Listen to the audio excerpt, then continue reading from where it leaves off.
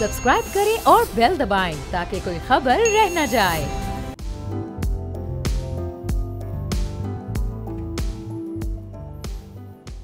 अस्सलाम वालेकुम, मैं हरबाब जहांगीर। आप देख रहे हैं प्रोग्राम व्यापार। स्टॉक मार्केट टैक्स के जो बजट है उसकी अप्रूवल के बाद से, उसकी मंजूरी के बाद से मुसलसल उसका ग्राफ हम ऊपर जाते देख रहे हैं। आज 80,000 की सतह को एक बार फिर मार्केट ने अबूर किया और 680 पॉइंट्स का इजाफा गुज़िश्ता रोज़ की निस्बत आज इंडेक्स में हुआ और जो क्लोजिंग इंडेक्स रहा मार्केट का वो 80,233 रहा, जो कि खासी हौसला अफजा बात है, खुशाइन बात है कि सरमायाकारों का एतमाद इस वक्त स्टॉक मार्केट पर मुकम्मल तौर पर बहाल होता नजर आ रहा है। अभी इंडेक्स मजीद कितना ऊपर जा सकता है, मार्केट कितना ग्रो कर सकती है, आज किस तरह की सूरत चल रही है। एहसन मेहनती साहब इस वक्त हमारे साथ मौजूद हैं, एमडी एंड सीईओ हैं आरिफ हबीब कमोडिटीज़ के। एहसन साहब, बहुत शुक्रिया प्रोग्राम के लिए, आपने वक्त निकाला। ये 80,000 की जो हद अबूर की है इस वक्त मार्केट ने, अब इसका मतलब क्या लिया जाए? एक पॉजिटिविटी मार्केट में स्टेबिलिटी के साथ आ चुकी है, आने वाले दिनों में भी इसी तरह से मार्केट ऊपर जाएगी, कोई करेक्शन तो इस वक्त एक्सपेक्टेड नहीं है?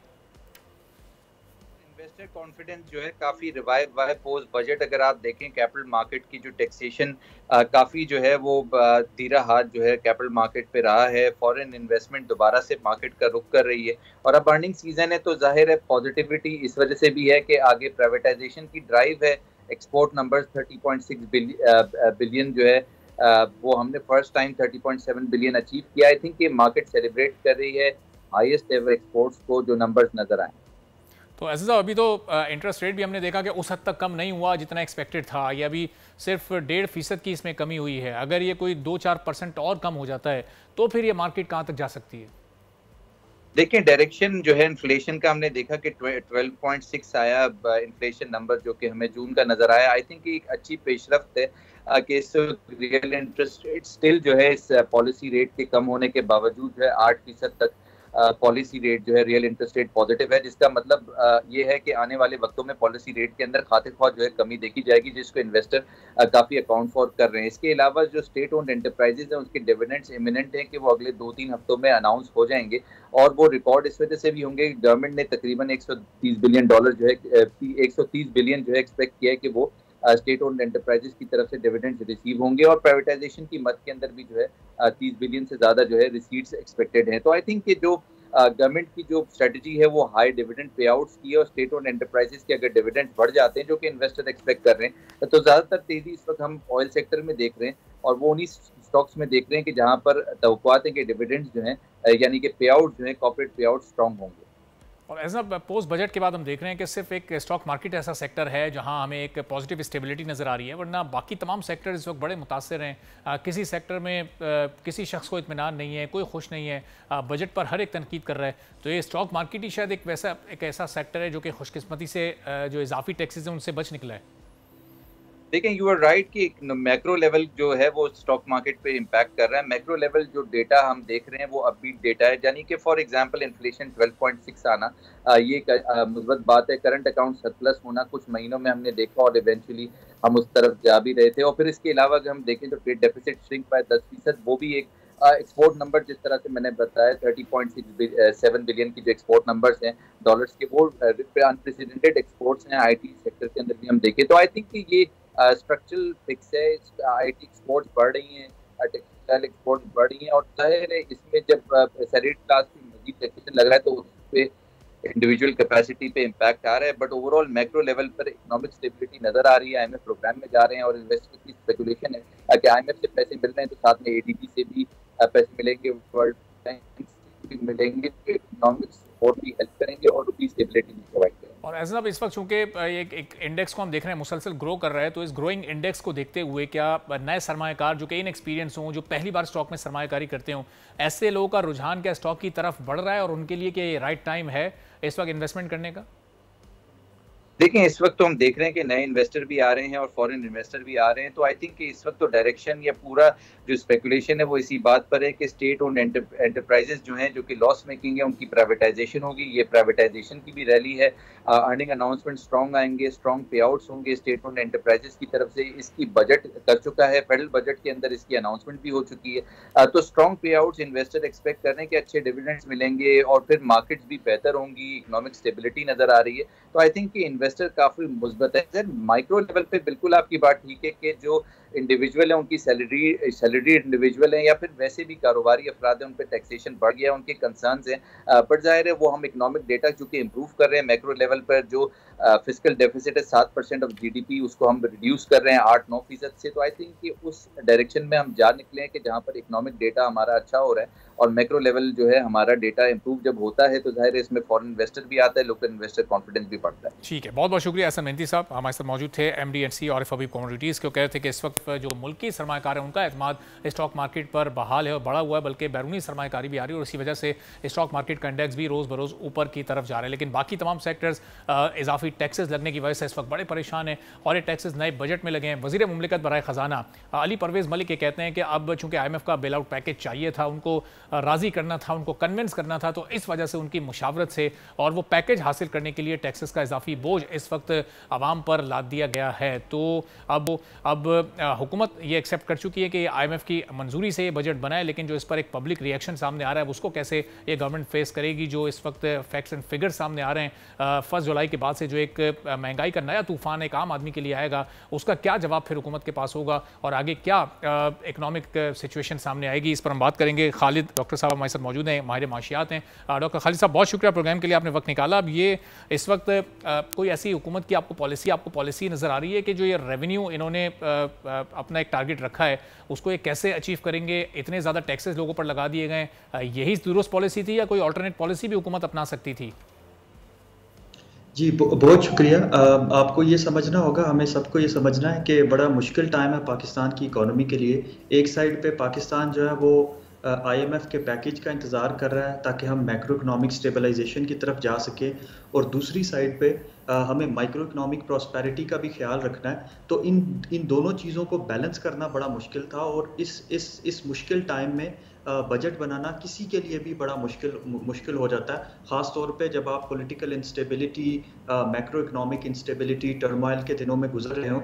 तो हमें इस चीज़ को बैलेंस करना होगा कि किस तरह से macro economic stability, macro economic stabilization के साथ साथ हमें माइक्रो इकोनॉमिक प्रॉस्पेरिटी को इंश्योर करना है। तो इसको इंश्योर करने के लिए गवर्नमेंट ने एक साइड पे रेवेन्यूज़ तो बढ़ा दिए हैं, दूसरी साइड पे अगर आप देखें तो एक्सपेंडिचर भी गवर्नमेंट के बढ़े हैं, जो कि शायद गवर्नमेंट को फुटप्रिंट को कम करना चाहिए था। आल्दो आपके जो फाइनेंस मिनिस्टर हैं उन्होंने अपनी स्पीच में फ्लोर ऑफ द हाउस ये कहा कि गवर्नमेंट अपने फुटप्रिंट को कम करना चाह रही है, लेकिन मेरे ख्याल से जो आपने एम्बिशियस टारगेट सेट किया है रेवेन्यू का, उसके साथ साथ गवर्नमेंट को अपने एक्सपेंडिचर्स को रैशनलाइज करना है ताकि आपके जो पब्लिक स्पेंडिंग है वो कम हो सके, प्राइवेट सेक्टर को मौका मिल सके और हम जो है फिर इस रेवेन्यू की तरफ जा सकें। और वो रेवेन्यू जो है, जो रेवेन्यू टारगेट सेट किया गया है, वो कंड्यूसिव एनवायरनमेंट जो है वो प्रोवाइड कर रहा हो इंडस्ट्रीज के लिए। अगर आप अभी आपने इब्तदाइये में बताया कि आपकी जो स्टॉक मार्केट है वो अच्छा परफॉर्म कर रही है, लेकिन अगर आप अपनी मैन्युफैक्चरिंग को देखें, अपनी इंडस्ट्री को देखें,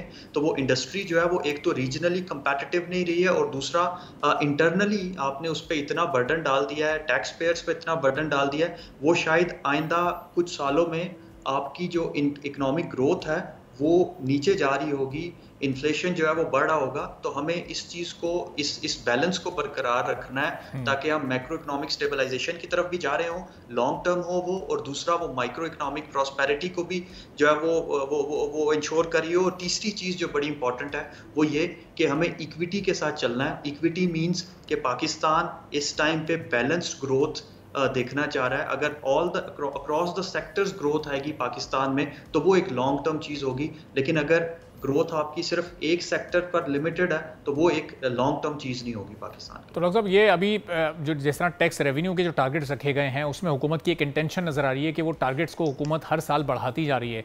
ये वाली इंटेंशन या सीरियसनेस या हमें एक्सपोर्ट्स के मामले में क्यों नज़र नहीं आ रही, जो हमारी पिछले 4-5 सालों से एक ही जगह पर फंस कर रह गई एक्सपोर्ट्स? ये टारगेट क्यों नहीं रखा जा रहा कि 35 अरब डॉलर पर हम जाएँ, हम 40 अरब डॉलर की एक्सपोर्ट करें, आहिस्ता आहिस्ता बढ़ते हुए हम 50 अरब डॉलर को टारगेट करें? यहाँ पर तो कोई तवज्जो या संजीदगी नज़र नहीं आ रही हुकूमत की। देखिए बिल्कुल ठीक कहा है आपने। हमारा जो टारगेट है गवर्नमेंट का वो बिल्कुल रेवेन्यू बेस्ड टारगेट है कि किस तरह से पब्लिक रेवेन्यू को बढ़ाया जा सकता है। और वो जो स्ट्रेटजी गवर्नमेंट ने अपनाई है वो ये है कि जो जितने ऑलरेडी एग्जिस्टिंग टैक्स पेयर्स हैं उन्हीं पे बोझ डाल के जो है वो आप टैक्स रेवेन्यू इकट्ठा करते हैं। इसमें आप अगर आप थ्योरेटिकल इकोनॉमिक्स को देखें तो एक रिलेशनशिप एग्जिस्ट करता है जिसको आप लेफर कर्व कहते हैं। और लेफर कर्व ये कहता है कि जैसे जैसे टैक्स रेट बढ़ता है आपका टैक्स रेवेन्यू इंक्रीज करता है, लेकिन वो एक खास हद तक इंक्रीज करता है। अगर आप और बर्डन डालते जाएंगे, टैक्स रेट बढ़ाते जाएंगे, तो उस खास हद के बाद आपका टैक्स रेवेन्यू डिक्रीज करना शुरू हो जाएगा, अनलेस कि आप अपनी टैक्स बेस को ब्रॉड करें, आप अपनी मैन्युफैक्चरिंग को जो है वो डाइवर्सिफाई करें, अपने एक्सपोर्टिंग इंडस्ट्रीज को डाइवर्सिफाई करें। एक्सपोर्ट साइड की आपने बात बिल्कुल ठीक की है, लेकिन एक्सपोर्ट साइड में भी हमें ये देखना होगा क्या हम वही अपनी ट्रेडिशनल प्रोडक्ट्स को ही एक्सपोर्ट करते जाएंगे या उसको भी डाइवर्सिफाई करने की कोशिश करेंगे। अगर आप एग्रीकल्चर सेक्टर को देखें तो हम जो चीज़ एक्सपोर्ट करते हैं वो रॉ मटेरियल्स की फॉर्म में करते हैं, वो प्राइमरी गुड्स की फॉर्म में करते हैं। गवर्नमेंट को इस टैक्स रेवेन्यू को यूज़ करते हुए इस तरह से कंड्यूसिव इन्वायरमेंट क्रिएट करना है कि आपका एग्रीकल्चर सेक्टर एक इंडस्ट्री के तौर पे ग्रो करे और उस इंडस्ट्री से आप फिनिश्ड प्रोडक्ट्स जो हैं वो अपनी एक्सपोर्टिंग इंडस्ट्रीज में जो है वो अपनी एक्सपोर्ट स्ट्रेटजी में लेके आएँ। जब फिनिश प्रोडक्ट्स आएंगी, आपकी इंडस्ट्री का जो रेवेन्यू है वो बढ़ा होगा, तो फिर उससे आपका टैक्स रेवेन्यू बढ़ना चाहिए, ना कि आप इंडस्ट्रियल प्रोडक्शन की कॉस्ट पे अपना टैक्स रेवेन्यू बढ़ाएं। अगर आप अभी भी देखें तो पाकिस्तान में बिजनेसेस जो हैं वो कम हो रहे हैं, आपकी एक्सपोर्टिंग इंडस्ट्रीज जो हैं उनकी प्रोडक्शन कम होती जा रही है क्योंकि आप उन पे जो है वो टैक्स लगाते जा रहे हैं। इस टैक्स रेवेन्यू को कॉम्प्लीमेंट करना चाहिए आपकी बिजनेस, आपकी इकोनॉमिक ग्रोथ को, आपकी इंडस्ट्रियल ग्रोथ को, ना कि ये आपको लेफर कर्व की दूसरी साइड पे ले जाए जिसमें आप टैक्स रेट इंक्रीज करें तो आपका टैक्स रेवेन्यू जो है वो डिक्रीज होना शुरू हो। यौखल साहब, ये जो अगले 3 से 4 साल में हमें कोई 100 अरब डॉलर्स की ज़रूरत है, फाइनेंसिंग हमें ये चाहिए, ये अब प्रैक्टिकली आपको इस वक्त पाकिस्तान की इकोनॉमी जिन हालात में ये मुमकिन आपको नज़र आ रहा है, और अगर इन केस ये इस फिगर को हम नहीं मैच कर पाते, मीट कर पाते, फिर ये क्या सिचुएशन बन सकती है? हर साल हम एक क्या डिफ़ॉल्ट के दौराहे पर खड़े होंगे कि अगर वो पेमेंट्स रोल ओवर नहीं हुई या हमने जो कर्ज़ हैं वो वापस नहीं किए तो फिर क्या होगा? देखिए ये जो बूम एंड बस्ट का साइकिल है ये किसी भी इकोनॉमी के लिए जो है बड़ा ख़राब होता है। अगर आपकी इकोनॉमी में अनसर्टेनिटी और इनकंसिस्टेंसी जो है वो एग्जिस्ट करती है तो आप कभी भी बिजनेसेस को ग्रो करने का वो इन्वायरमेंट या इन्वेस्टमेंट क्लाइमेट प्रोवाइड नहीं कर सकते कि फॉरेन डायरेक्ट इन्वेस्टमेंट पाकिस्तान में आए या प्राइवेट इन्वेस्टर जो है वो पाकिस्तान में इन्वेस्ट करे। तो पाकिस्तान को, गवर्नमेंट को, पॉलिसी मेकर्स को एक कंसिस्टेंट पॉलिसी के साथ चलना होगा।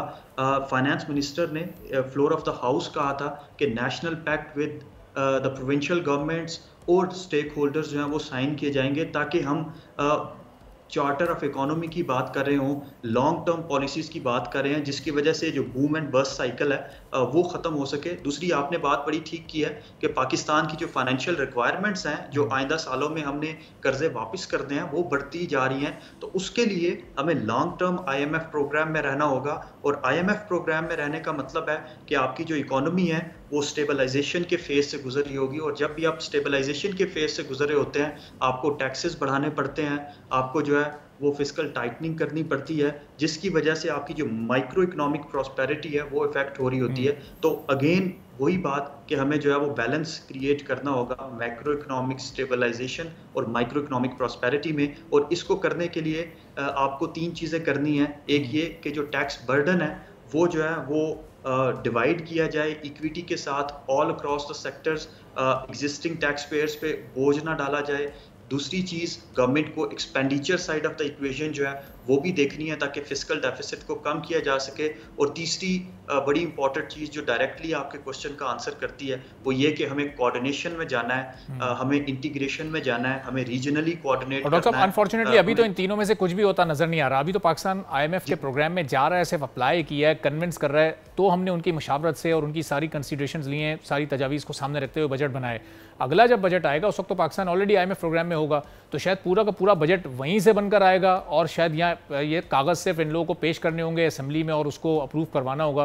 तो ये हालात तो ऐसा लग रहा है उसी तरफ जाते दिखाई दे रहे हैं। देखिए जब भी आपके पास लाइबिलिटीज़ होती हैं, फाइनेंशियल लाइबिलिटीज़ होती हैं और आप स्टक होते हैं इस क्वागमायर में, तो आपको जो है वो बजट भी उसी तरह से बनाना होता है। उर्दू का जैसे मुहावरा भी है कि जितनी चादर हो उतने पाँव फैलाने चाहिए। तो हमें चूंकि हम एक इकोनॉमिक टर्माइल से गुजर रहे हैं, हमें जो है वो स्टेप बाय स्टेप जो है वो इस चीज़ से बाहर निकलना है। लेकिन इससे बाहर निकलने का एक तरीका यही है कि हम जो है वो अपनी इकोनॉमी का साइज जो है वो इस तरह से बढ़ाएं कि प्राइवेट सेक्टर को ज़्यादा स्पेस मिल सके, गवर्नमेंट अपना फुटप्रिंट जो है वो कम करे, गवर्नमेंट अपना रोल जो है वो एज अ रेगुलेटर कम करे और एज अ फैसिलिटेटर बढ़ाती जाए, ताकि प्राइवेट सेक्टर लीड ले सके और मुल्क जो है वो एक इकोनॉमिक ग्रोथ कपल्ड विद आपके जो रेवेन्यू टारगेट्स हैं, आपकी एक्सपेंडिचर मिनिमाइजेशन है, उसके साथ जो है वो चल सके। तीसरी चीज़ हमें शायद अगेन वही चीज़ कि इंडस्ट्रियलाइजेशन की तरफ जाना होगा, एंटरप्रेन्योरशिप डेवलपमेंट की तरफ जाना होगा। अब वो ज़माना शायद नहीं रहा कि जो गवर्नमेंट है वो लीड करती थी, अब प्राइवेट सेक्टर लीड करता है। Let the private sector run this country, और फिर हम जो है वो एक लॉन्ग टर्म प्रॉस्पेरिटी की तरफ जा सकते हैं। गवर्नमेंट को अपना फुटप्रिंट जो है वो ज़रूर कम करना होगा और लॉन्ग टर्म कंसिस्टेंट पॉलिसीज़ के साथ चलना होगा। ठीक है, बहुत बहुत शुक्रिया डॉक्टर खालिद वली साहब माशियात हमारे साथ मौजूद है। एक छोटा सा ब्रेक लेते हैं, ब्रेक के बाद वापस आएंगे। तो अब बिजली भी मजीद महंगी होने जा रही है और ये भी IMF की शर्त पर ही हो रहा है। इसकी तफसीलात से आपको आगाह करेंगे एक छोटे से ब्रेक के बाद।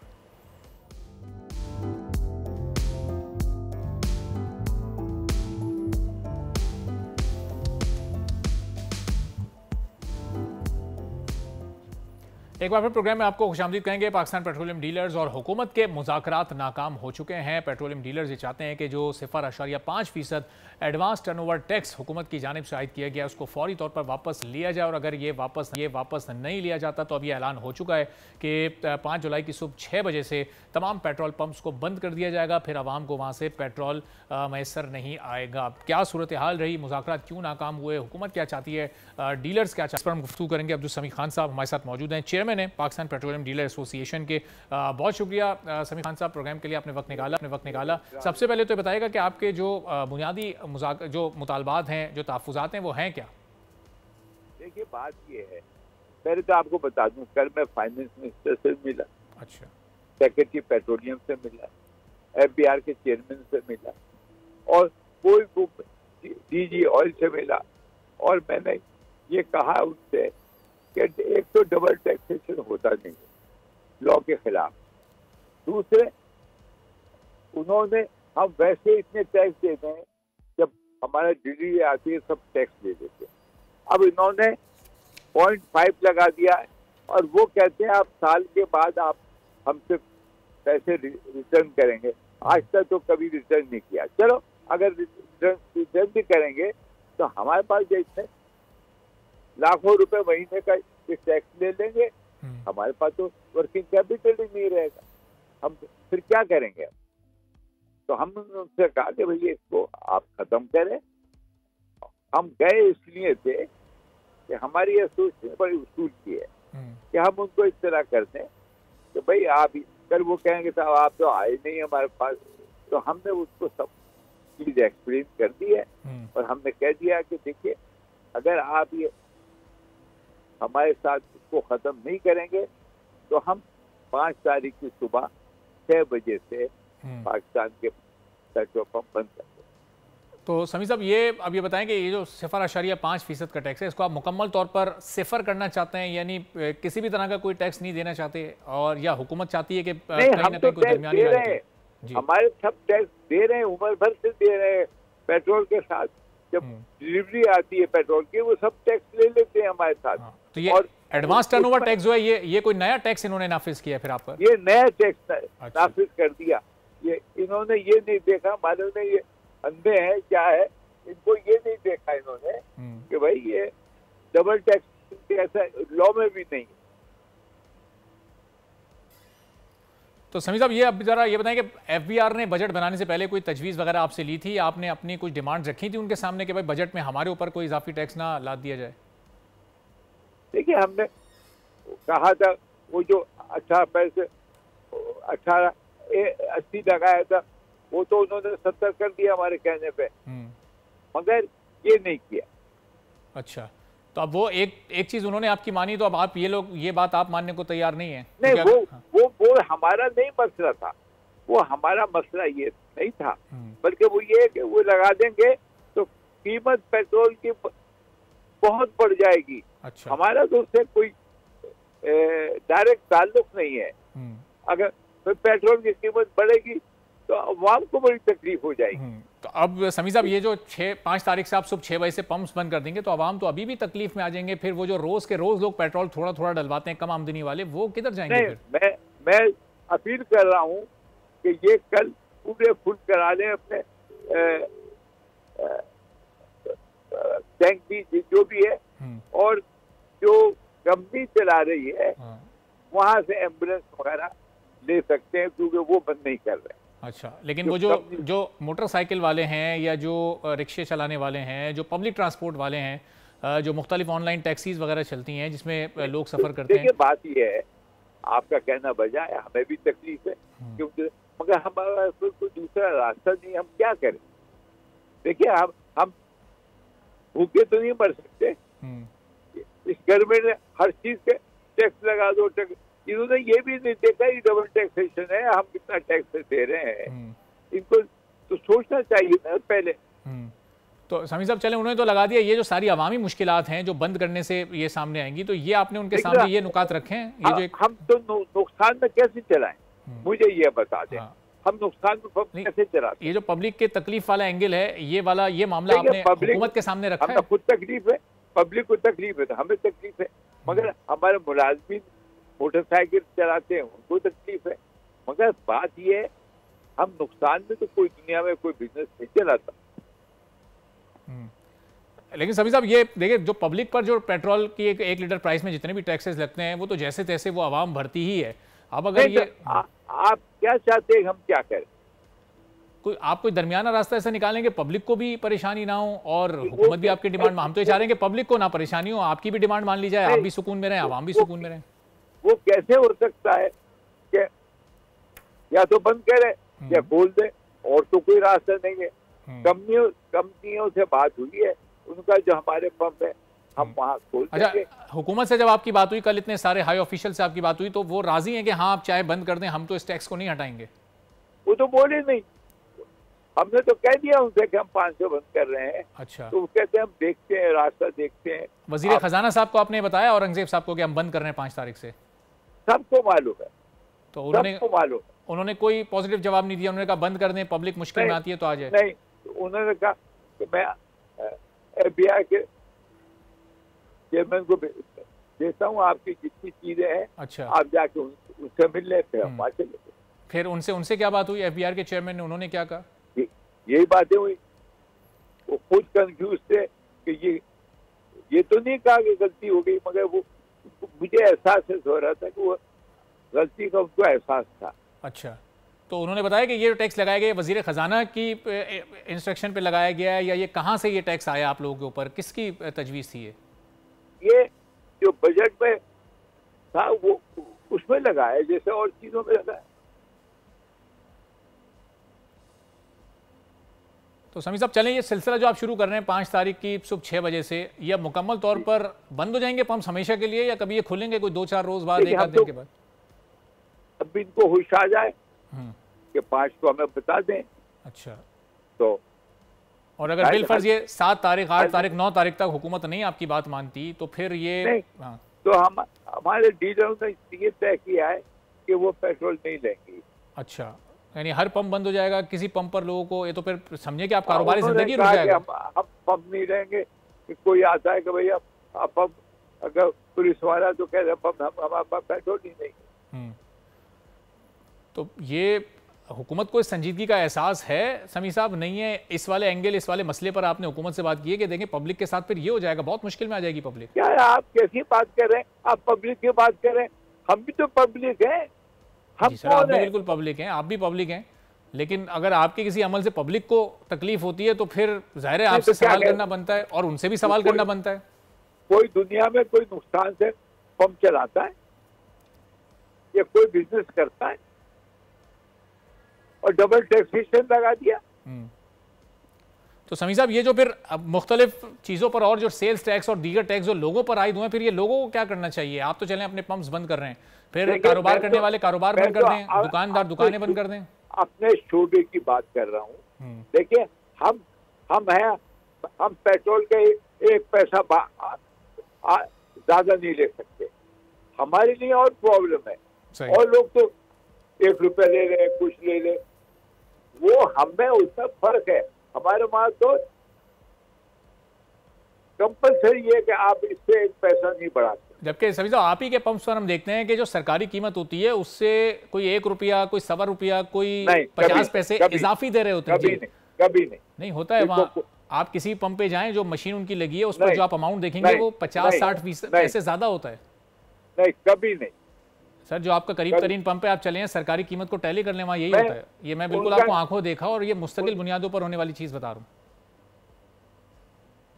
सरकारी कीमत में और पंप। खान साहब हमारे साथ मौजूद थे, chairman Pakistan petroleum dealer association. बहुत शुक्रिया समीर खान साहब, कॉल कट करके चले गए। एक ब्रेक लेते हैं, ब्रेक के बाद वापस आएंगे, कुछ और अहम मौजूआत पर बात करेंगे।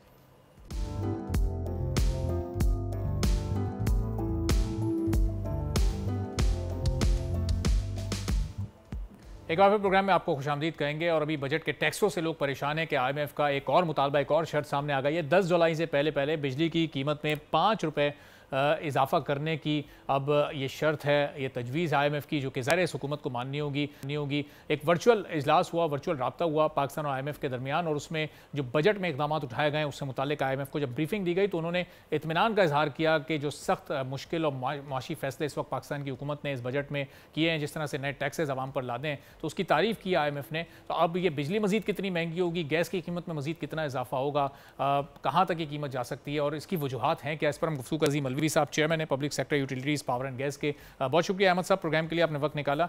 अब ये मजीद 5 रुपये बिजली की कीमत में इजाफा होने जा रहा है, गैस भी मजीद महंगी होनी है। बजट में जो टैक्सेस इस वक्त लोगों पर लगे हैं वो पहले ही उससे एक आम आदमी अजियत में मुब्तला है। ये क्या हाल होने जा रहा है हमारे मुल्क की मईशत और एक आम आदमी का, अहमद साहब? अस्सलाम वालेकुम। First of all thank you very much कि आपने मुझे ऑनलाइन लिया।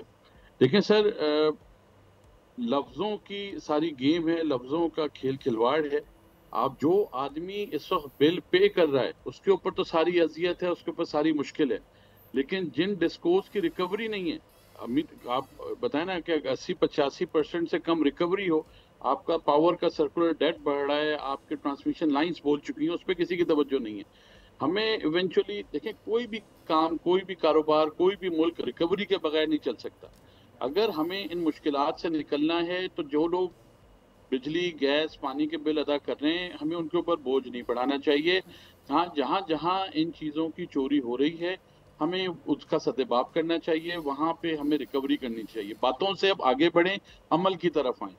आप ये देखें ना कि आपके बिल में जो बिजली चोरी करा उसके बिल भी ऐड है, तो अगर वो ऐड ना हो और पूरा पाकिस्तान इवन बेसिस पे अपने बिजली के बिल और पानी के बिल और गैस के बिल दे रहा हो, तो हम इन मुसीबत से छूट जाएंगे। जहाँ तक IMF की बात है जनाब, मुझे बड़ा हैरत है कि IMF के नाम, IMF ये नहीं सोचता कितने लोग इधर फ्री बिजली ले रहे हैं, कितनी फ्री गैस ले रहे हैं। IMF को इससे कोई मतलब नहीं। IMF को सिर्फ ये मतलब है कि जो कर्जे दे रहा है उसको रिटर्न कैसे होंगे। तो मेरा तो ख्याल में जो लोग IMF से बात कर रहे हैं उनको आम आदमी की मुश्किलात का वहाँ बैठ के तस्करा करना चाहिए, उसके बारे में बात करनी चाहिए। और किस तरह देखिए मुल्क चलेगा तो अपने। अहमद साहब, जो लोग ये मुज़ाकरात कर रहे होते हैं उन्हें तो बिजली के मुफ्त यूनिट मिल रहे हैं, वो गैस भी मुफ्त इस्तेमाल कर रहे हैं, उन्हें पेट्रोल भी फ्री मिल रहा है, उनके फोन्स भी फ्री हैं, टिकट्स भी फ्री हैं, तो वो फिर वो कैसे एक आवाम का, किसी एक आम आदमी का दर्द महसूस कर सकते हैं?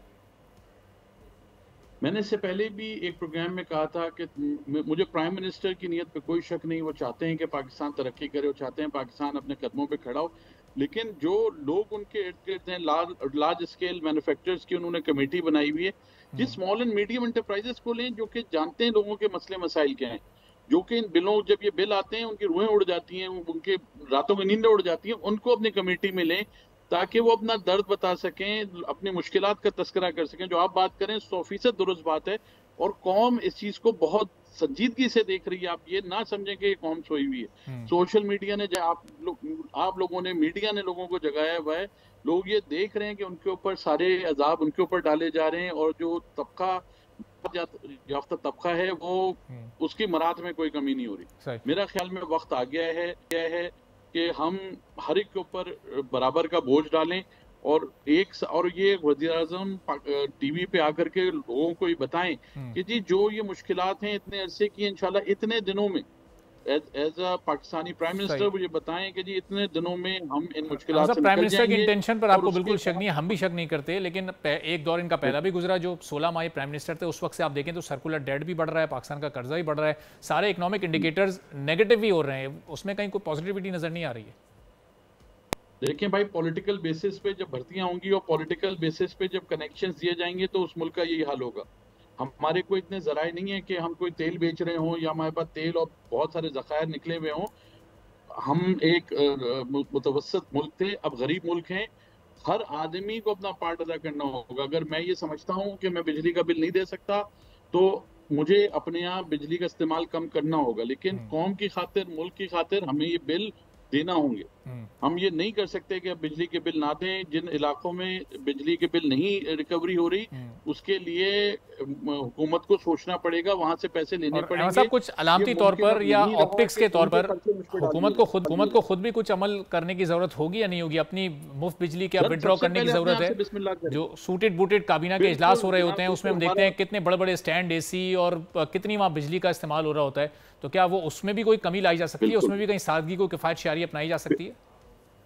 मेरे भाई बिल्कुल आपने बहुत अच्छी बात की। सबसे पहले आदमी खुद मिसाल बनता है कि जी ये मैंने ये कौम की खातिर देखें, मैं इस तरह से मैंने अपना कट किया है और अब कौम से भी मैं मांगता हूं कि जी कौम भी हमारे साथ खड़ी हो, लेकिन वो अपने आप से तो शुरू करें। ये जो मराद याफ्ता तबका है वो बताए कि उसके क्या क्या चीजें कट हुई। तो 25% आपने क्या, उन्होंने इतनी खास काम किए पिछले 75 सालों में कि आप उनकी तनख्वाहें बढ़ा रहे हैं, उनकी मराद बढ़ा रहे हैं, उनकी 25% आपने तनख्वाहें बढ़ा दी और यहाँ आपने यूरोप से ज्यादा आम आदमी पे। आप मुझे बताएं वो आम आदमी कहाँ से जिएगा, कहाँ से अपने घर के अखराजात पूरे करेगा? मर गए लोग यहाँ पे। ठीक है, बहुत बहुत शुक्रिया अहमद अजीम अलवी साहब, chairman public sector utilities power and gas हमारे साथ मौजूद थे। इसी के साथ प्रोग्राम से इजाजत दीजिए, अल्लाह हाफिज़।